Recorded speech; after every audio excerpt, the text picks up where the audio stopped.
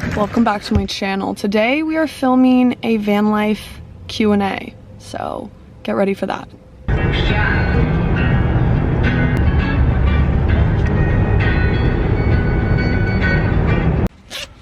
Like a billion layers on. Welcome back to my channel. Today we are doing a van life Q&A. I'm just gonna get right into it. I get a lot of questions online about van life and my lifestyle. I posted a questionnaire on my Instagram story yesterday about questions you guys have, and I got so many responses. Let's get into it. Do I see myself living in a van long term? Not in this van anyway. I have loved this van for 3 years, but at this point it feels like I am a family that has outgrown their first home, if that makes sense. I would only consider doing van life long term in a van that would make it a little bit more sustainable. Something I can stand in, something with running water, something with a heater, and something that I feel comfortable bringing guests into. And right now, the van that I have is not that. What is the best and worst thing about van life? The best is definitely the freedom. The worst thing about van life is that it's really uncomfortable, and it's frustrating how a lot of van life influencers don't show how hard it is online. They show a romanticized version of what it is. I think I accurately represent what van life is to me. Maybe that's not the same for other people, but it's an uncomfortable lifestyle and there's a lot of hard things about it. It's just uncomfortable in general. Is it hard to go back to the van after house sitting and dog sitting? Yeah, it is. I mean, you get comfortable in a house for like a couple days or a week or whatever it is. So coming back to the van is definitely a little bit uncomfortable, but it also is a nice break to the van life. It's nice to reset, to shower, and it gives you a space to clean out your van. Where is your cool green bag from? This is my purse that I use, and it is from Bagoo. Where do you park? I assume you're asking about overnight spots. When I was first starting, I used an app called iOverlander. Now that I'm a seasoned van lifer, I kind of know where I can't park, and I just do it with kind of gut instincts. I use Google Maps, and I use a satellite version to like look at small little spots on the map. But other than that, usually I just like suss out an area and see where I think would be good to spend the night. What do you miss most when you're traveling? This is very easy. My family and friends. It's sad that sometimes I have to do adventures alone, but it's also the reality of being in your mid-20s doing something that a lot of people aren't able to do. The majority of my friends and family have full-time jobs, so they are very tied to the area that they're living. So I don't get to see my family a lot. I'm blessed to have a friend group that has a similar lifestyle to me. So a lot of the times I do get to see my friends, but it doesn't mean that I get to see my family a lot. And that is really, really hard sometimes. How do you file your taxes, get mail, stuff like that? Do you still have a physical address? Unfortunately, I don't have an actual address because I live in my van, but I am one of the lucky ones that has parents that allow me to use their home address for me to send stuff, to register legal documents, to get new credit cards, to put on my bank address, things like that, like all official documents, all of my parents' address on it. I know a lot of people aren't as lucky as me to have people that are stable enough to let them use their address and things like that, but I do use my parents' home address. How do you get working Wi-Fi in the van to work remotely? I have an unlimited plan on my phone. I hotspot from my phone to my laptop if I need to do that, but I don't have any Wi-Fi. I don't have a Starlink. I don't have any systems like that. I purely just used 5G on my phone, and my phone bill's like $100 a month. Do you go to college on the road? I do. I am in school right now. I am taking a photography course at OCAD, but it is all remote. If I wasn't making money on social media, how would I do it?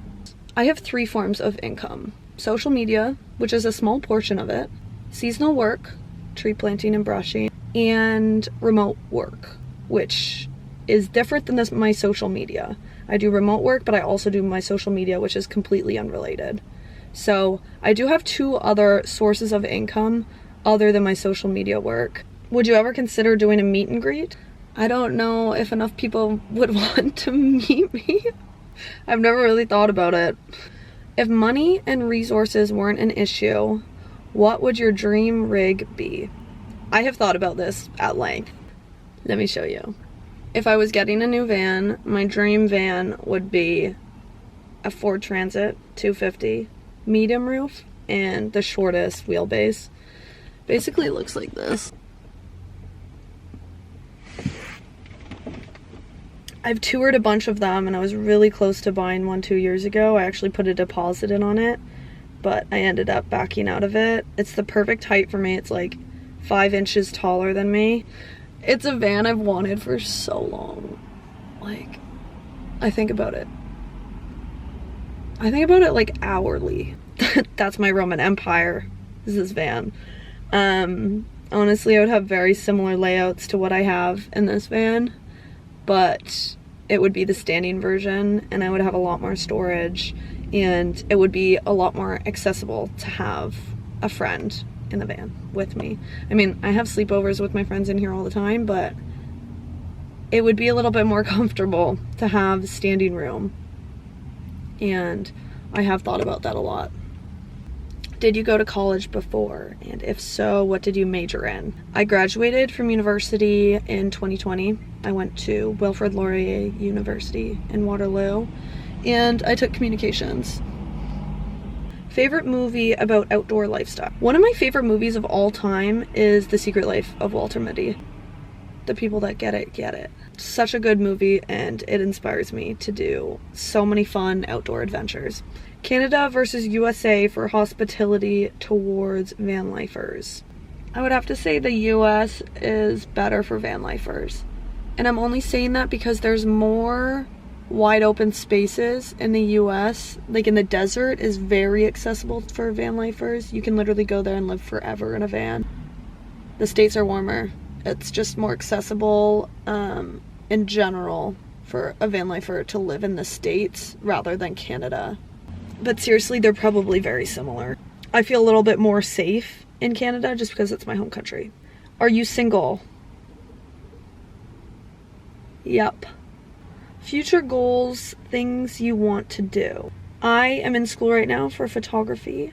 I eventually want to run a freelance photography business. One of my biggest goals is to buy an off-grid cabin somewhere in the Pacific Northwest and renovate it into my dream house, or buy land and then build a house.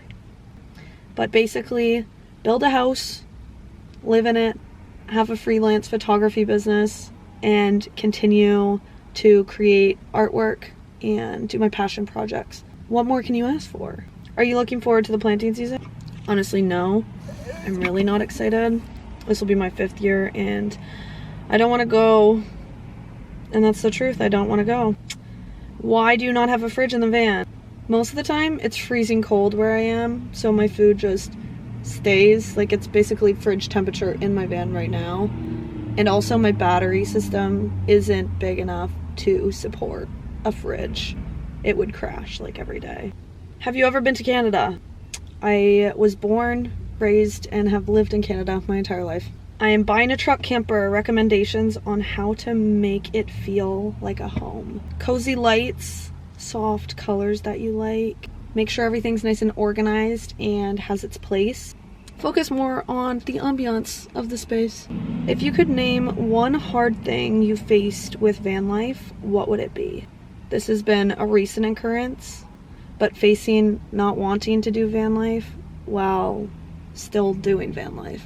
It's been really hard recently, and I've loved my van for 3 years, but I'm starting to resent some of the aspects of van life, and it's hard to keep going and to keep pushing through. The house sits definitely help, but it's hard to not have a home base for so long. It's uprooting. I sometimes feel like I have no sense of community. Van life in Canada is a lot different than the States because there isn't such a community surrounding van life. We don't do as many van life meetups in Canada as that happens in the States. So it's lonely, and I think it's okay to not feel 100% on wanting to do something, but it has been hard recently because I think I'm almost ready to move forward on starting a new adventure, but I honestly don't really have the money to move forward to do anything else right now. So that's been really hard. And I'm not saying I hate van life as a whole. I'm just saying living in a small van is only so fun for so long. If I had a bigger van that felt more like a home, I think I would feel 100% okay in my situation. But right now, I'm kind of dealing with that. The worst bad luck you had in your years of van life. I'm trying to think. Oh, I have one. Cracking my back window. I cried for like 2 days. It's still broken. I know this is about van life, but I have a couple tree planting questions as well. What's your personal best? I keep my tally from my personal best right up there. 5,775. It was only $741. Feels like it should be more. Keep it up here. Places you want to visit that you have not been yet. Hawaii, the Philippines, Japan, New Zealand, maybe Morocco. Do you ever consider having a pet companion for company? I would love to have a dog, but dogs are expensive, and I'm quite aware that dogs need a lot of room and attention, and I'm a busy girl, and I don't have a lot of room to give to a dog right now. What are your weekly van living costs? I pay for my phone bill. I pay for my car insurance. Those are both monthly. I probably fill up my tank once a week. Groceries, I'd say once a week. $250 a week for a full gas tank, groceries, phone bill, and insurance. And then like some extra spending money. What's the biggest thing you've gained from van life in terms of character development? Resilience. Being able to literally get through the hardest situation ever. Being very uncomfortable in a situation and then just going, this is okay. This is fine. Where are you from? I'm from Barrie, Ontario, Canada. What are you the most proud of? My independence. I'm very capable. I'm a very capable person. What is your most prized possession in your van? I'll show you. My mom's vintage film camera that she gave to me as a present a couple years back that I shoot 35 mil with on a daily basis. And I'd be absolutely devastated if anything happened to it. Can you talk a little bit about van life with a partner versus single? I was in a relationship for a lot of the time I was doing van life. My partner was in the van with me for a lot of it, not the whole time, but just we would go on small road trips together. It's definitely more fun with a partner. You do have a little bit more space being single in a van, but it is a little bit more lonely. How do I get mail? My best friend lives in the area that I do van life, so I just get packages sent to her house. I'm sure I annoy her with how many packages I get. It's also an option to just get packages sent to the post office. How do I shower? I shower at Anytime Fitness or when I'm doing a house sit at a friend's house. That's all the questions and answers I have for you today. I hope you enjoyed this Q&A, and if you have any other questions, pop them down below in the comment section, and I'll be sure to respond to comments down there, because if I did miss any, I would be happy to answer them down there. And make sure to subscribe and like this video, and I'll see you next time.